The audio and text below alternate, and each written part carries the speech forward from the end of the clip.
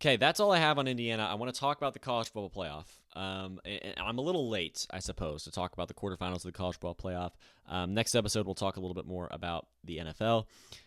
Overall, the quarterfinals of the college football playoff were very fun. It was a fun round. None of these games were truly boring. All of them had intriguing storylines, involved with them going in. Those were accentuated by the games as they played out. Penn State played Boise State, right? Penn State won. Penn State was better across the board. They had better athletes, and it showed. Boise State just simply isn't on this level. They aren't on the college football playoff quarterfinal level, and this makes me wish that, because sure, 12 teams, Boise State deserved to be in there, right? They were ranked in the top 12. They did not steal a bid like Arizona State did, perhaps. Boise State, or Clemson, rather, is another good one. Boise State, to me, just isn't ready, and they're not at this level. They don't recruit this well. They don't battle test this well. Ashton Jeanty is fantastic, but other than that, there isn't really much special about this Boise State team, at least relative to a team like Penn State. Penn State was better. They were just better athletes, and it showed. I didn't think that Boise State was fully prepared for this task and this test. It was a great season for Boise, right? But likely not one that can be repeated. Ashton Jeanty is going to go to the NFL. He was the lifeblood of Boise State's success, and their success should likely disappear with him. This was fun while it lasted, though. Boise State, great story. They almost beat Oregon. That would have been incredible. That was during Oregon's sort of down stretch at the beginning of the year. Which maybe wasn't as much of a moment in time down stretch as we just saw what happened to them against Ohio State. We'll talk about that a little later. Boise State, great season. A group of 5 team has to make the college football playoff every year, so maybe Boise State can round into form and do it again. I just don't think so, because I think Ashton Jeanty took up too much of their opportunities for success. So as he leaves, I think Boise State's playoff runs will leave with him, at least for the time being. On the other side, Penn State, they never made the 14 playoff, right? Never did it. They were always fantastic. They were always the third best team in the Big Ten, and they, at least usually the third best team in the Big Ten, but they can never break through and make the college football playoff when there were 4 teams that could qualify for it, or at least be selected for it. But now they had a fantastic draw. They lose to Oregon, and then they have to play SMU at home and then play Boise State at a neutral site. Those 2 games were arguably easy, right? It was a very, very workable stretch. It was a very it was a stretch. It was a run to the semifinals that was very easy to navigate, and Penn State, without a doubt, navigated it. And now they find themselves in the semifinals. They're going to play Notre Dame. Now they have to do it against a stronger opponent. James Franklin has already cemented the idea that this Penn State season is better. This Penn State team is better than those in years past. This is already a better Penn State season than years past. They're in the semifinals. That's something they've never done before. But they haven't beaten a quality opponent yet to get there. Now is their opportunity to do that. And they played Notre Dame, and it's going to be a very thrilling game in the Orange Bowl, in my opinion. The much better semifinal compared to Ohio State, Texas. Although we've got a very good set of semifinal games between the two. Penn State, they've elevated already, but now it's time to emphasize and put a period on this season, whether they win the championship or not. Getting there over Notre Dame in the semifinals on this historic run for the school would be absolutely fantastic. Texas beat Arizona State. This game was a thrill. Oh my goodness, this game was a thrill. The first game of the day on New Year's Day. Cam Scatterbo absolutely gave the Sun Devils a chance. Arizona State, they're revamping as a program. They moved to the Big 12. They're I don't want to say rebuilding, but they're revamping their program. Kenny Dillingham has done a fantastic job there. This game, to me, put them on the map because Cam Scatterbo is a very polarizing figure. He's a very polarizing personality. And Arizona State in this moment was, in my opinion, put on the map by this loss in overtime to Texas because they almost won it. And we could be talking about a semifinals that involve Cam Scatterbo and Arizona State versus Ohio State. And although that may have very well turned into a bloodbath, Arizona State put themselves on the map. That's going to help their recruiting. That's going to help them in the transfer portal. Kenny Dillingham is really revamping this program and making Arizona State potentially a mainstay at the top of the Big 12 and a mainstay in the college football playoff conversation. I look forward to seeing if Kenny Dillingham, if he stays, how he will be able to continue to rebuild Arizona State and make them a frequent college football playoff contender and a team that frequently makes it there, wins Big 12 championships. It continues to win Big 12 championships. Of course, they did it over Iowa State just a couple weeks ago. Arizona State, they're moving up, and this loss, but this competitive game in the college football playoff really put them on the map, and I'm excited to see what they're able to do in the future. Texas, to me, is the shakiest team in the tournament. I'm not confident. I think Quinn Ewers is probably the least impressive quarterback right now left in the semifinals. I think Texas's roster is the shakiest. They lost in overtime to Georgia with Gunnar Stockton. Georgia's now out, right? Notre Dame dominated them. Texas is going to have to go up to Ohio State, which may very well be a buzzsaw. They just annihilated Oregon, right? I am nervous about Texas, and I don't anticipate Texas doing much more in the college football playoff. Picked up some wins over some inferior opponents, right? Beat Clemson at home, beat Arizona State. But after that, I don't think Texas is going to be capable of much. I say that, and they're going to beat Ohio State and win a national championship. But Texas, to me, is the shakiest team, and I think that how close this game against Arizona State was really proves that. Ohio State, on the other hand, destroyed Oregon, right? Much of the world's surprise, Ohio State dominated Oregon. Oregon, to me, isn't ready yet. Oregon reminds me of Georgia from a few years ago, where Georgia couldn't get past Alabama, and I talked about this on a couple episodes ago. Georgia just couldn't get past Alabama, right, with Kirby Smart. They were great. They were fantastic. They had nearly undefeated years. They had 1-loss seasons, maybe a 2-loss season, undefeated seasons as well.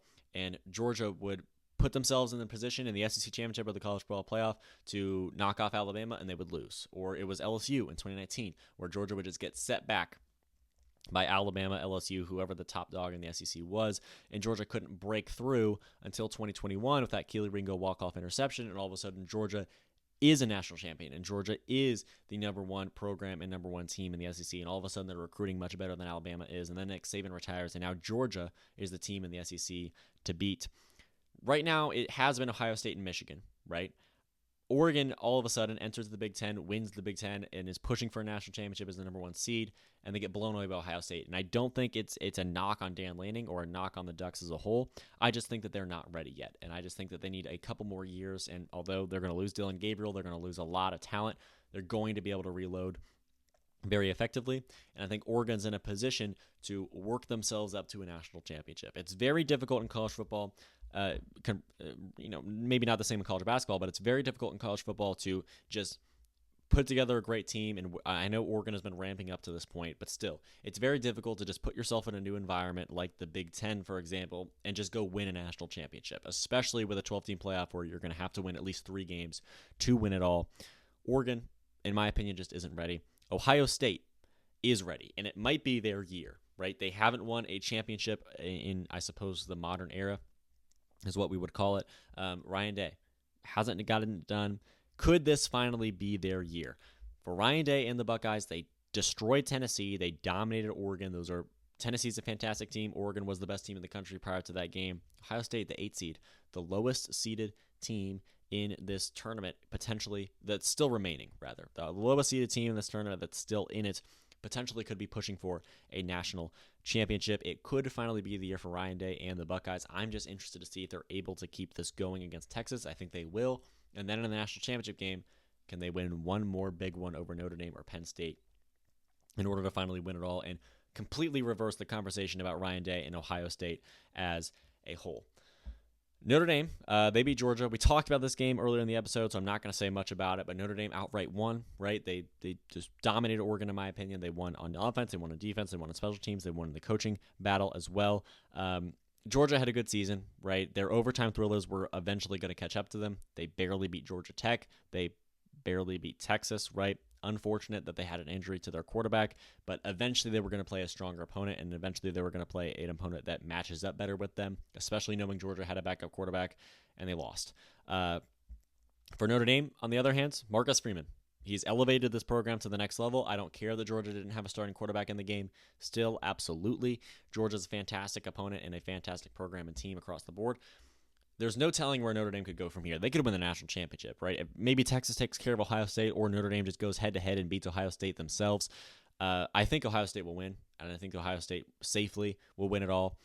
But Notre Dame right now, against Penn State, absolutely has a chance and absolutely could put themselves in the national championship. And at that point, all bets are off, and either one of those two teams can win it.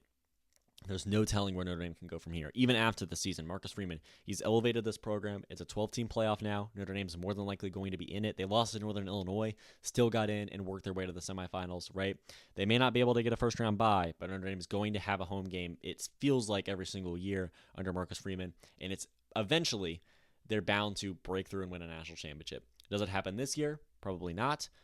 But it might happen soon. And when Notre Dame finally gets to the pinnacle of college football, that is when Marcus Freeman is going to be considered one of the best coaches in that school's history and the history of the sport as a whole, in my opinion.